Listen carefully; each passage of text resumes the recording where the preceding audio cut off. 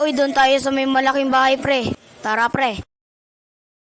So guys, ang ikikwento ko ngayon ay iba't ibang uri ng nagti-trick or treat. Pang-una, ito yung tinatamad na tao, ayaw mag-trick or treat. Uy pre, tara na.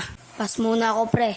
Ano ba naman yun pre? Tara nga, tayong dalawa na lang. Pangalawa, ito yung kuripot, yung kunti lang binibigay na candy. Uy pre, dun tayo sa may malaking bahay. Pre, wag dyan sa bahay na yan, kuripot yan. Try lang natin pre, bahala ka. Trick or treat, happy Halloween. Mga bata, ito na yung candy nyo. Sabi ko sa iyo pre, kuripot yan eh. Pangatlo, ito yung bahay na walang katao-tao. Trick or treat, happy Halloween.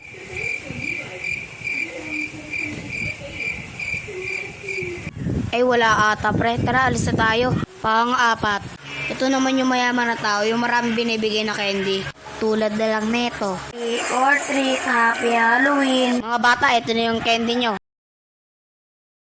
Uy pre, ang dami niyan pre. Tara kainin na natin yan. So yun lang naman po sa kwento na to guys. So huwag niyong kalimutan mag-like, comment, share, and subscribe.